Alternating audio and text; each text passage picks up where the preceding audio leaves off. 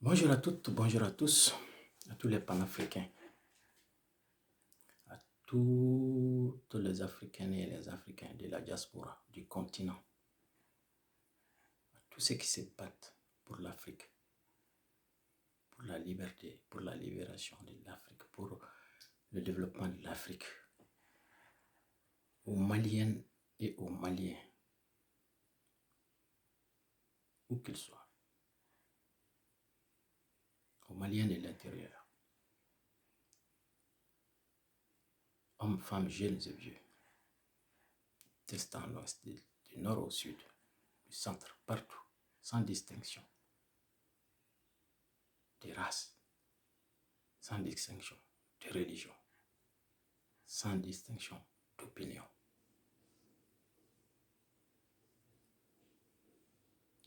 qu'il soit de l'opposition ou du pouvoir, s'il en reste.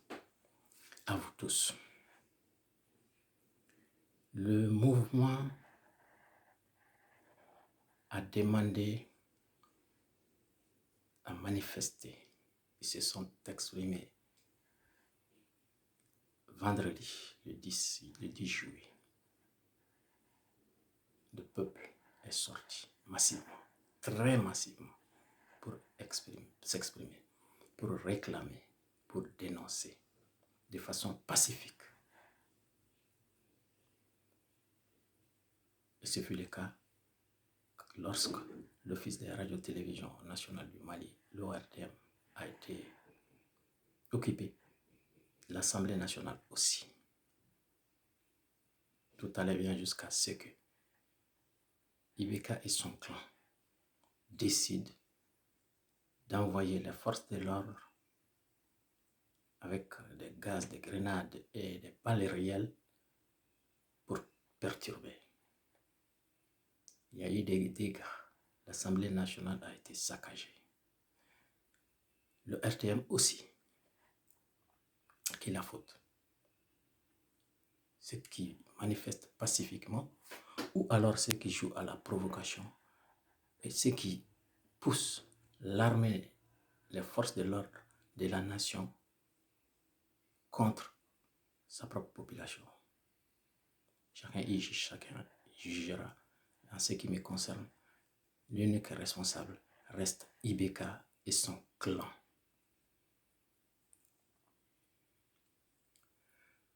Le lendemain, samedi, toute la journée, il a procédé à une chasse à l'homme. Les responsables et les dirigeants de ces mouvements, pour la plupart, ont été kidnappés. Il n'y a pas d'autre mot. Certains chez eux, d'autres même au siège de l'opposition. C'est un lieu symbolique de la démocratie. Il y en a qui ont été enlevés au siège de l'opposition. Il y a eu des blessés graves, des morts d'hommes. Dans le même temps, dans la soirée de samedi, Ibeka s'est permis de passer un enregistrement qui appelle au calme et à une dénonciation, qualifiant les gens qui ont été kidnappés des casseurs. Le casseur, c'est lui et son clan. L'ennemi de la nation, c'est lui, son rejeton et son clan. Le peuple souverain demande un changement de ce qu'il vit depuis plusieurs années maintenant. Il se pose en victime avec une tentative de prendre à témoin l'opinion nationale et internationale. Ce qui concerne l'opinion nationale, c'est facile, c'est tranché. Ce qui concerne l'opinion internationale, quand les gens, les citoyens, manifestent de façon pacifique et qu'en face, on décide d'envoyer des forces de l'ordre armées à tirer sur les manifestants à balles réelles, à coups de grenades et de gaz, il faut se poser la question. Donc, il n'a pas à tenter de se poser en victime. C'est le peuple, une fois encore, qui est victime des agissements, du comportement de ce monsieur Ibeka, son rejeton et son clan qui n'ont rien à foutre du Mali, qui n'ont rien fait pour le Mali, qui n'aiment pas le Mali d'ailleurs. Parce que lui, Ibeka, qui de façon unilatérale a refusé d'achever ou de parachever ou de mettre en route les accords avec les différentes branches de la rébellion. Lui, de façon unilatérale, a décidé de ne pas les mettre en application. Son intention est connue. Il joue au jeu. Malheureusement, au détriment du peuple, il joue au jeu de la France, l'occupant français, les autorités françaises, pour être clair. Parce que le peuple français n'a rien à voir là-dedans. Le peuple français, dans sa grande majorité, ne connaît pas la réalité. Mais c'est les dirigeants français et occidentaux qui n'ont qu'une seule obsession, la partition du Mali. Ibeka joue le jeu de ceci. Donc,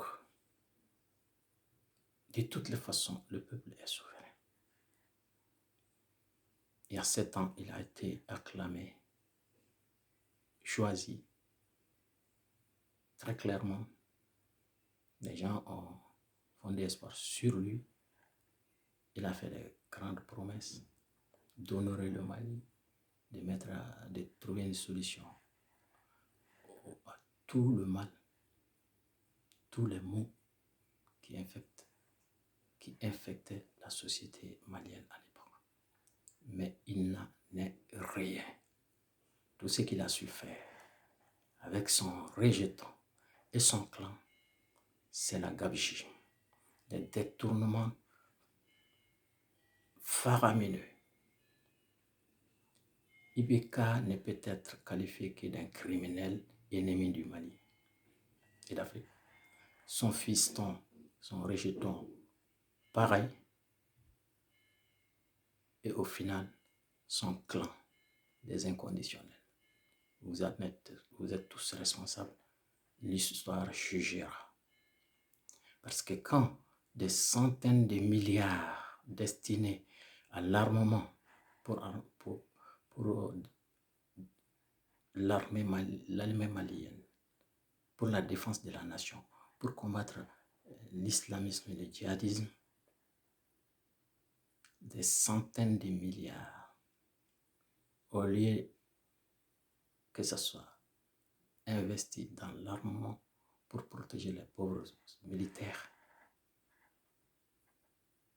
ces centaines et ces centaines de milliards ont été détournés par, une fois de plus, son rejeton et son clan et lui-même, parce qu'il ne peut pas être étranger à ça. Donc, l'appel est lancé à tous les panafricains. Soutenez le peuple malien, soutenez le peuple souverain qui demande qu'une chose, de mieux vivre. Contrairement à Ibeka, son fils et son clan qui raisonnent autrement. Leur objectif est d'amener le Mali à la partition. ça ne se fera pas. Il se pose en victime. C'est le peuple qui est une fois encore victime de ses agissements, lui, de ses agissements. Au jour d'aujourd'hui, il y a beaucoup de victimes, de morts d'hommes, de blessés graves. Paix à leur âme. Leur mort ne sera pas vaine, parce que le combat va continuer. IBK, l'ORTM, les hommes et les femmes de l'ORTM, médias d'État qui doit être là au service de la nation.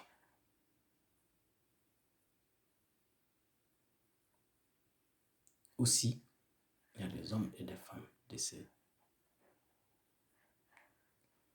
cette radio et télévision qui se posent en victime par rapport au mouvement. Vous êtes victime, mais vous avez été victime depuis 7 ans, vous êtes victime. Le peuple aussi. Mais, et ce qui semble irréel, le discours de IBK, il passe, du Premier ministre, il passe, mais les morts d'hommes, les blessés graves, les morts dans les morgues à Bamako, les attaques, les enlèvements, il n'en parle pas. L'Office des radios et télévisions nationales du Mali n'en parle pas. Donc, il y a lieu de se poser la question. Est-ce que l'ORTM est au service de la nation malienne ou est-ce que l'ORTM est au service de IBK et son clan? L'histoire jugera. Il y a lieu dans ces cas d'inviter les hommes et les femmes de cette institution de bien réfléchir. Service d'État au service de la nation, pas d'un clan. Ils ont pour devoir d'informer aussi des agissements du clan, de ces clans criminels. Ils ont le devoir d'informer de ce qui se passe. Ils ont le devoir de parler des morts. Ils ont le devoir de parler des enlèvements, des assassinats qui sont perpétrés. Mais ils ne le font pas. L'histoire jugera. Donc, à toutes et à tous ceux qui se battent pour la liberté de l'Afrique, pour le bonheur de l'Afrique, pour la paix au Mali, soutenez le peuple malien qui est dans la rue, qui est torturé, massacré en ce moment. Soutenez-les de par quelques moyens que ce soit. L'ORTM a décidé de ne pas en parler, ni des blessés, ni des morts.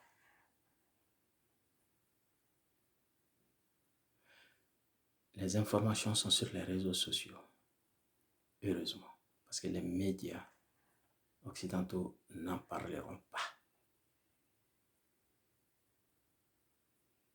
Comme à leur habitude. Ils sont du côté de ces clans criminels qui veulent amener la nation malienne à la partition. Heureusement, les uns et les autres peuvent aller voir sur les réseaux sociaux. Il y a des scènes inhumaines,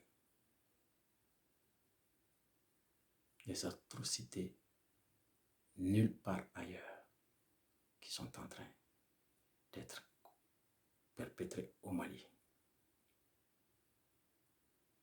Soutenons le peuple malien pour le bonheur des Maliens, pour le devenir du Mali, pour Je vous remercie.